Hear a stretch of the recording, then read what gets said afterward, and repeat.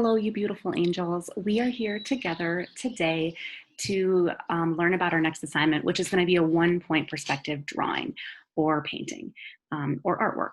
And you can see an example of a 1-point perspective artwork here. And the main thing I want you to see in this work of art is that things look like they are getting proportionately smaller as they get farther away. So for instance, this building right here, it gets smaller as it gets farther away from us, and it does it in a way that looks really realistic. These columns get smaller as they get farther away from us in a way that looks very real and proportionate. So that's what we're going to be doing. And most of you have not done this before, so what I have created is what's called a learning guide, and this is going to help us get through this assignment. Whether you're in the classroom or at your house, you are going to be able to do this.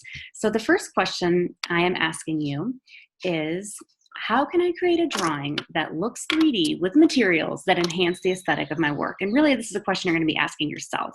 So because you don't know 1-point perspective, probably, unless you've studied it independently, and I have had students who've done that before, you are going to have to learn how to make a drawing that looks 3D, and you're going to have to learn or practice using materials that actually enhance your work or make your work look better. And that's the assignment. So that's the question you're asking yourself. That's what I'm asking you to do. And then here's how we're going to do it. The first thing we need to do, and we've got 3 boink, boink, boink. We've got 3 learning targets here. We have to learn and practice a 500-year-old technique for creating 3D illusions in artwork. So we're going to learn about 1-point perspective. And here's some examples of 1-point perspective hallways. We're going to need to learn about 1-point perspective. Here's some names drawn in 1-point perspective. Here's some examples of streets or cityscapes drawn in 1-point perspective. So we're going to learn this drawing technique together. The next thing we're going to do, our next target, is going to be to choose and practice a media or a material that will look really good on your final. We want your finals to look really, really good. And if you use a material that maybe you haven't practiced using that much, or that you just don't know how to use yet, your work might not look that good. So you're going to choose a material and you're going to actually practice and get good at it, and then you're going to use it on your final. And then the final thing that I think is going to help you be able to create a 3D artwork, or an artwork that looks 3D with a material that looks good and enhances it, is to know what to do when your artwork maybe doesn't meet your expectations or it doesn't really look as good as you thought it should. I'm going to give you some tricks in order to make it look better when that happens, because usually when we're learning something new, it doesn't always go perfectly. In fact, it barely ever goes perfectly. So I'll give you some tricks for that. And then I'm also going to give you some planning techniques. So I'm going to kind of teach you how to plan your final. So the way that this project is going to go is basically from left to right. So you'll start up here on this first check mark, and you're going to look at some examples of 1-point perspective artworks. And once you've done that, you are going to put a check mark here. And if you have this sheet printed out, great. You can do like a physical check with a pen, or you can do, if you haven't tried these before, these like gel highlighters that are by the Sharpie brand, I would strongly suggest it. But you could highlight these as you finish them.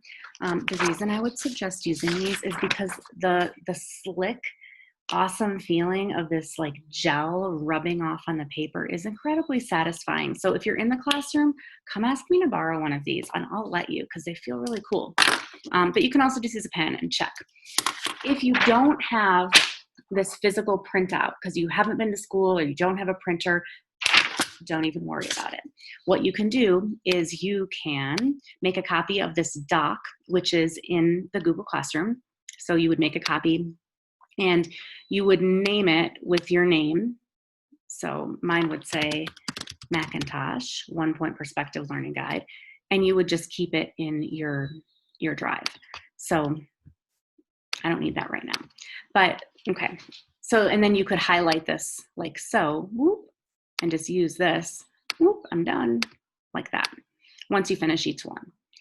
But I'm not gonna have you figure out how to look at 1-point perspective examples of artwork on your own. So I've got these little clickable tabs for you. And the reason that I have these is because you're going to click them and you're going to get linked to something that's going to help you. So for instance, practice on your own here. This is when you're going to practice on your own. You do independent work. I'm not going to teach you. You're just going to do it. And what you do is you click, boop, and it's going to technology you over to YouTube, where there's going to be a video that gives you directions about where to get a worksheet, what materials you need, and then boom, you're going to get to practice independently. Hello, you sweet, sweet scholars. We are here today. And that's what that looks like. Okay. And so then once you've done that sheet, you highlight. So you're going to go through this column. Once these are all checked, you go over here and you will click through these. And then finally, you'd come over to this last column. You'd learn to give and accept feedback by clicking here, innovate from failure by clicking here. You go all the way through. And then once you finish this whole checklist, you have every single tool you need in order to create an awesome artwork that's going to get you a really good grade. So like it says here, once you practice a 1-point perspective technique, that's this column. Picked a medium, that's this column. And planned a final idea, that's this column. You should create, and then you'll click here where it says create your final. And that is just going to tell you any final little last minute things you need to know in order to get the grade you want and to create a work of art that you really like. So if you have a physical handout like this, you are going to trim the edges and tape it into your process journal. If you do not, you are going to make a copy of this 1-point perspective learning guide from the Google Classroom. And I can't wait to see what you all create.